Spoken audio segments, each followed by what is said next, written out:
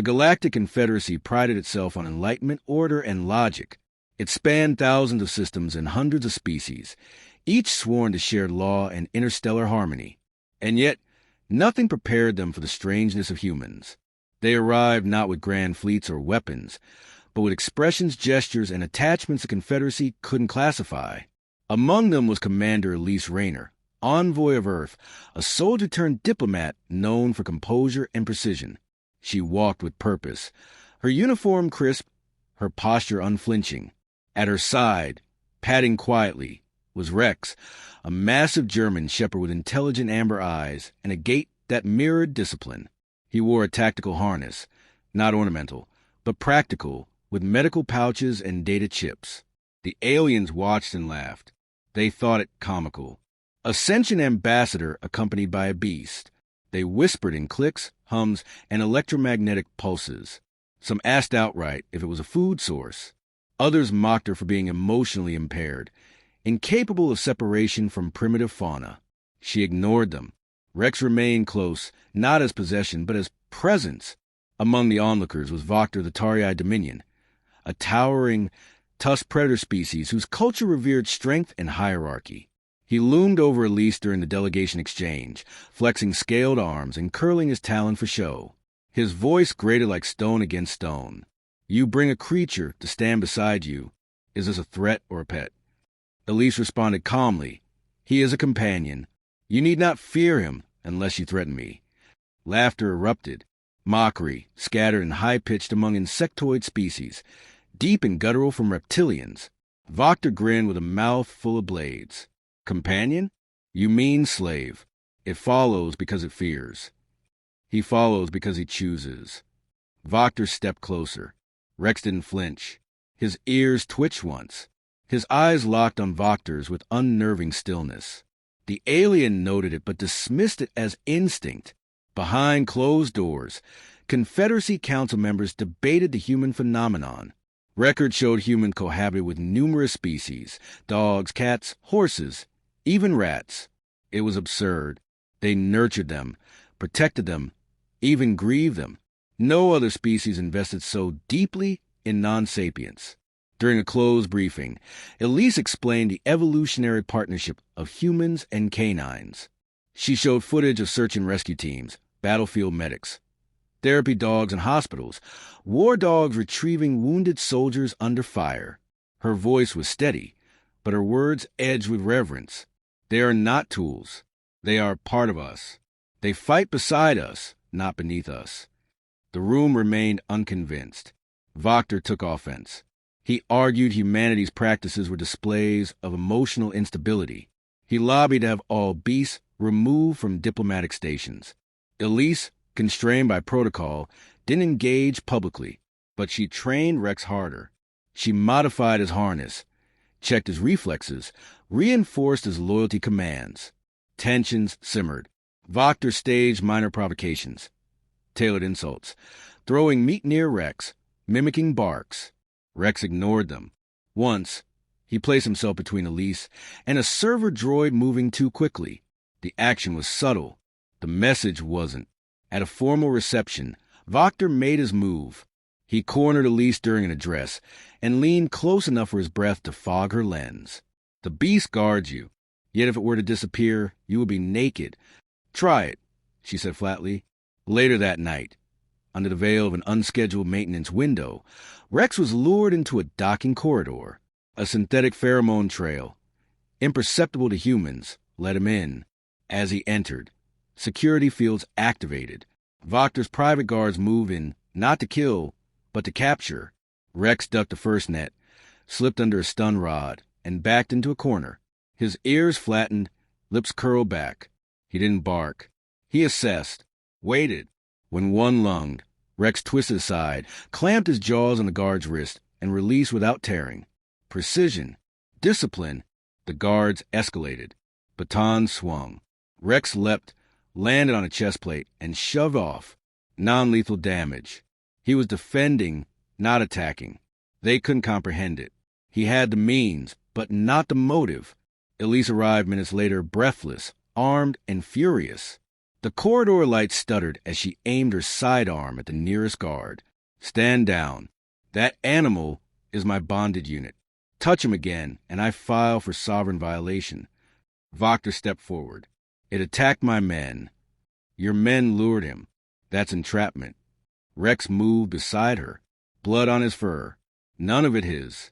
His tail hung low, not tucked, neutral, waiting. Wachter laughed again. "The beast is dangerous. It must be destroyed." The Confederacy called an emergency tribunal. In a rare historical twist, Elise invoked the archaic sapience adjacency clause, a legal path to assess moral reasoning in non-sapient beings. If passed, Rex would be considered a bonded protector under Confederacy law. The trial consisted of controlled simulations. Rex was placed in a chamber with hostile stimuli, aggressive drones, high-frequency emitters, visual illusions. He didn't attack until a hologram of Elise was presented in danger. Then he struck precisely, only disabling aggressors. No fatalities. No uncontrolled rage. Next, they presented him with injured figures, some resembling Elise, some alien. Rex consistently dragged all to safety, regardless of species. Final test. Elise herself was placed in a glass cell. Wachter, remotely controlling a mechanical arm, simulated assault. Rex watched, waited. When the arm struck, he shattered the cell door. The arm stopped. Rex did not attack Wachter. He stood in front of Elise and stared through the glass. Silence followed. The verdict. Rex displayed restraint, empathy, recognition of injury, and threat assessment beyond basic training. The tribunal voted in favor of recognition. He was awarded diplomatic companion status. Wachter stormed out. Elise remained motionless as Rex sat beside her. She placed a hand on his head and whispered, "Good boy." Across the Confederacy, news spread. A human beast had passed tests even some intelligent species had failed. It didn't come from fear. It came from loyalty, from choice. Rex was not controlled. He chose to protect. And that made him more than a pet. It made him family. The lights on the station dimmed to emergency levels as alarms blared. Red pulses echoed down metallic corridors. This was not a drill. Pirates from the outer rim had breached the perimeter, slipping past automated sentries and detonating a docking bay lock. Screams echoed as security scrambled to respond. Elise jolted awake, already halfway into her boots before the comm finished chirping. Section 14 compromised. Hostiles aboard. Evacuate all civilians. She reached for her gear and instinctively whistled once. Rex, already alert, was at her side, ears up, his eyes locked on hers, and waited for the next command. No hesitation, only readiness. They moved fast. Elise navigated the tight service corridors, Rex leading, his training engaged. They passed injured officers, flickering lights, blood trails. Elise barked coordinates into her comm. Rex stopped once, growled low, and turned into a maintenance shaft. Inside was a young technician trapped beneath rubble. The corridor behind him smoked from heat damage. Rex crawled under piping, latched onto the boy's collar, and dragged him back. Elise covered their retreat. In command, Wachter watched chaos unfold with narrowed eyes. His station remained secure, but the situation was clear. The Confederacy had failed to repel the breach. Elise was alone. She should have withdrawn. But she hadn't. Security feeds displayed her movements. And the beast, still beside her, still fighting. On Deck 9, Elise kicked open an emergency bulkhead. Pirates turned, rifles aimed. Rex launched ahead. His body struck the lead attacker mid-torso, knocking him down. Elise followed with stun rounds. 2 went down before the third fired. The shot grazed her arm. She hissed in pain. Rex spun and placed himself in front of her. Teeth bared. Low growl. A fourth pirate hesitated. Rex charged. The bite was clean, not fatal, but decisive. The man screamed and dropped his weapon. They secured the corridor. Elise leaned against a wall, breath ragged. Blood seeped from her sleeve. Rex stood guard, head low, scanning. More Marines arrived. Too late, but they stopped when they saw Rex. One tried to approach Elise. Rex blocked him. "He's with me," she said, barely conscious. Let him lead. Hours passed. The pirates were contained. Casualties were severe, but not catastrophic. Emergency protocols held.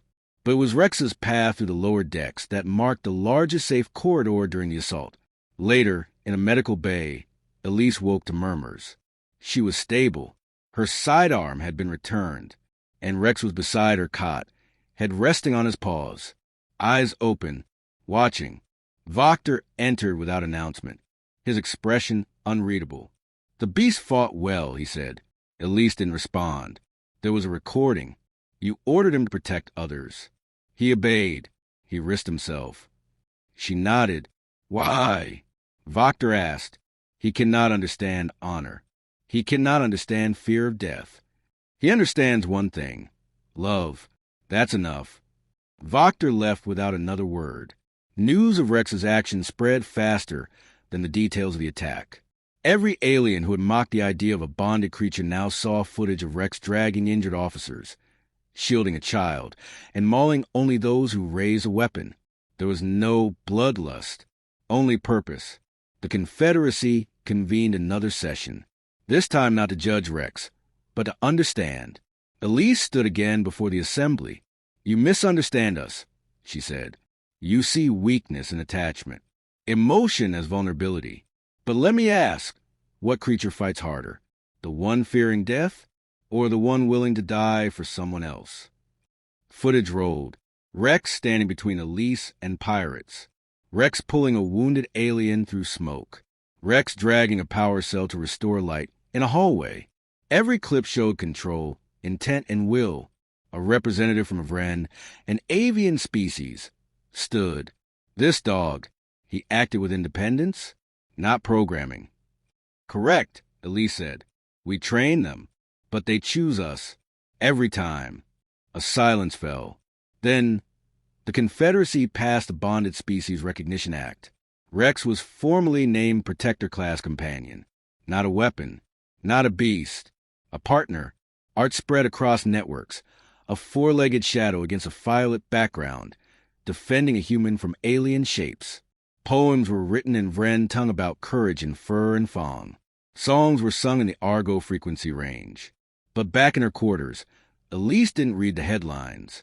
She sat on the floor, arm in a sling, watching Rex chew quietly on a sterilized bone.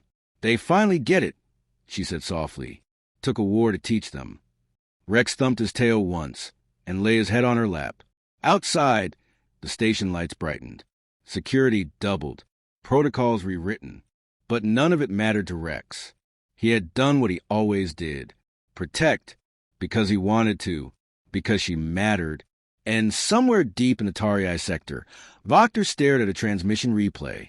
Not with mockery, not with fear, but with something approaching respect. Perhaps, he thought, the humans were right about one thing. Loyalty is not given. It is earned. And once earned, it is unstoppable. The beast had shown them all, not with words, but with action. Months passed. The galaxy, ever in flux, began shifting its view of humanity. Where once there was condescension, now came curiosity. The story of the dog who fought beside his human rippled across cultures. Treaties were renegotiated. Training programs adopted new guidelines. Even the most rigid species began to study interspecies bonding, wondering what potential they'd overlook for eons. Rex and Elise became legends. But legends, as always, attract challenges. From the outer colonies came whispers of a species not part of the Confederacy. The Zorlan Hive. Insectoid, silent, ruthless. They moved without warning and struck with surgical precision. A human freighter went missing near the fringe. Then a Vren medical convoy. Entire signals lost. When scout vessels arrived, they found nothing but debris and biomass. No survivors. No trails. The Confederacy responded slowly. Caution over haste. Politics over instinct. Elise volunteered for reconnaissance. They sent her with a skeleton crew and minimal armament. A diplomatic mission. They called it a gesture. Elise knew better. It was bait. She accepted. Rex was with her, of course. They entered the fringe under stealth. Space was darker there. The stars looked wrong. Her team, though competent, was nervous. They'd seen the feeds, heard the tales. They trusted her because she had the dog, and the dog never faltered. They found the Zorlin in a hollow asteroid, shielded with adaptive camouflage. The approach was textbook. Elise hailed them. There was no response. Then the jamming started. It was a trap. Their ship was boarded. No declaration. No message. Just talons and chittering screams. Elise fought with cold precision. Rex moved like shadow and lightning, striking throats, hamstrings, and eyes. The crew fell back. Elise took a stinger to the ribs. Rex dragged her to cover, then returned to defend. 3 Zorlin charged. Rex tore the first from the air. The second slashed his flank. He didn't pause. Elise, barely conscious, watched him maul the third, even as blood pooled under him. The ship began to fail.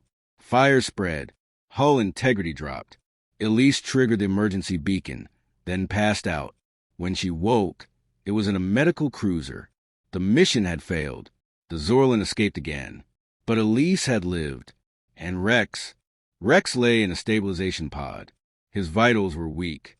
Organs ruptured. They had done everything they could. He's stable, the medic said. But the strain was immense. He's a fighter, but there's only so much muscle and can take. Elise sat beside the pod for hours. The station ran quietly. Visitors came and went. High command sent commendations. No one else mattered. Rex's eyes opened once. Saw her. Wagged barely. Weeks passed. He healed slowly. Elise stayed close, denied new missions, and focused only on recovery. Diplomats argued about next steps. Military committees argued for war. But one proposal caught Elise's eye.